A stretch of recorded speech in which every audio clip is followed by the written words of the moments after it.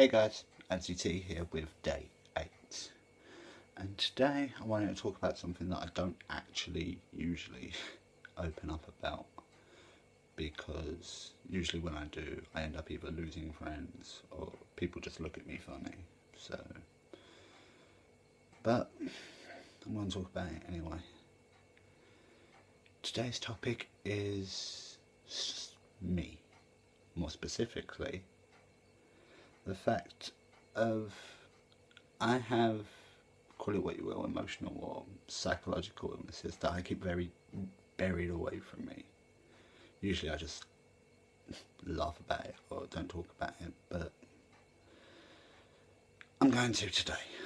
So around about the age of about 21, I was desperately suicidal. I didn't care about anything that happened to me, everything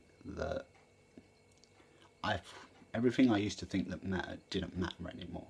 I literally just wanted all the pain of my life to go away. And to me, literally, the only way I could deal with that was suicide. I lost a very close family friend, and basically that pushed me over the edge. I'd been talking to counsellors and that since I was like 17, because I just had no way of actually knowing how to express emotion. Like, I didn't understand how you were supposed to do it, so I didn't, and I coasted through 5-6 years of my life in absolute apathy. I just stopped. I used to think I could feel emotion, but I stopped being able to.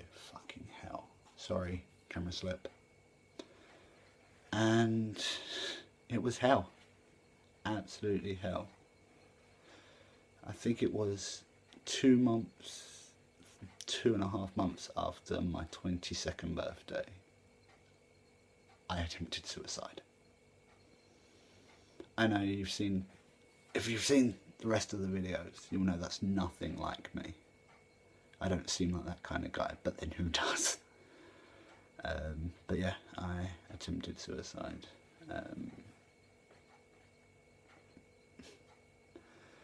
The following week I had an appointment with the counsellor at my GP service, and I told her, and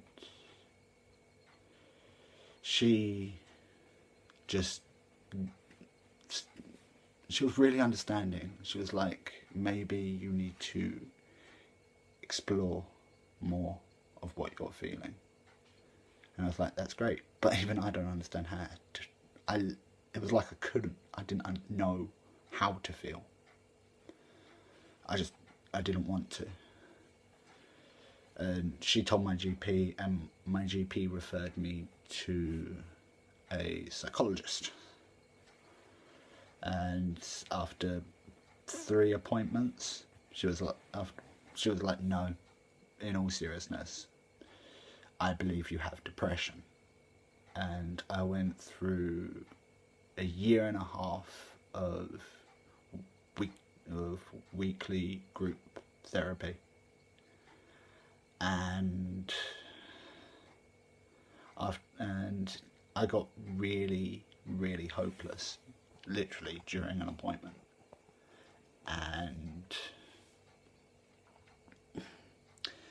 And she was like, right, I'm actually booking you to see a psychotherapist now. This is what you're feeling, and what you're doing just isn't healthy.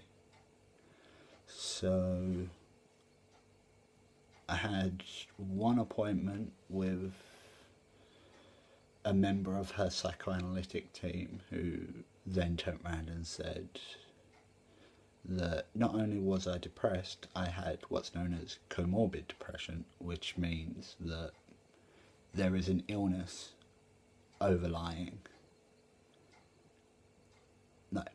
that it follows through, that when that illness flares up, my depression flares up.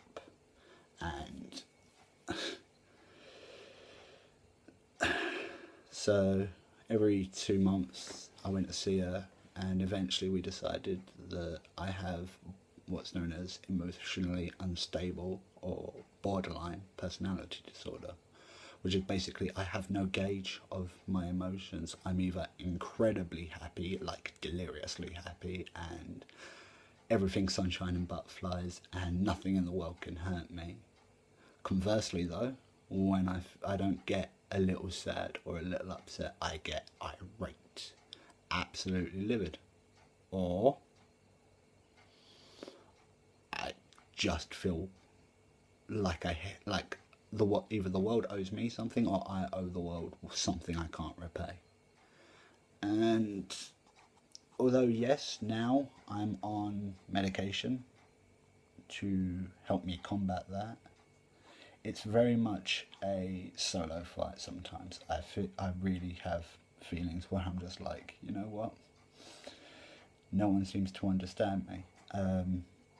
For those of you who actually know me personally, I had a very good job for just under 5 years, and I ended up having to use a lot of my own personal time because I couldn't cope. I was either maniacal and insanely happy, which upset a lot of my customers, or I was so depressed and what felt like isolation.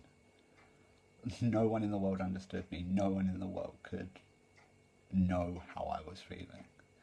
And it did damage a lot of my friendships because obviously I was always lying and covering up and saying, no, I'm fine. When in fact, all I really wanted to do was sit and cry for 3 hours for no particular reason. Since then, I have had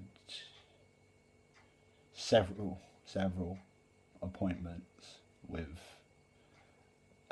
my current psychiatrist, and she says I'm making progress.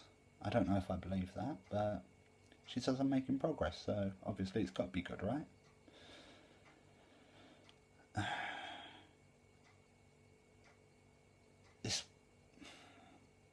I can imagine that I'm about to get backlash for this video, but honestly, talking about it has helped me so much, like ridiculously so much. And it's also taught me a way of escape. It's taught me a way of dealing with what I thought I couldn't deal with. And hey, if I didn't have these problems, I wouldn't be the person I am now. And that's the bit that frightens me. That's the bit that scares me. Sort of. What if this happened to somebody else? I wouldn't say I'm happy with who I am now, but I definitely feel like I've made peace with my illnesses. So, you know, it's kind of a fair trade-off in my eyes. Anyway, this has been ADZT for day 8 of my VEDIS. Tomorrow will probably, hopefully, be a happier video. I'm sorry if I've just rambled, but you can't make 30 days of videos without breaking down a few of your walls. And subconsciously, I think this has helped.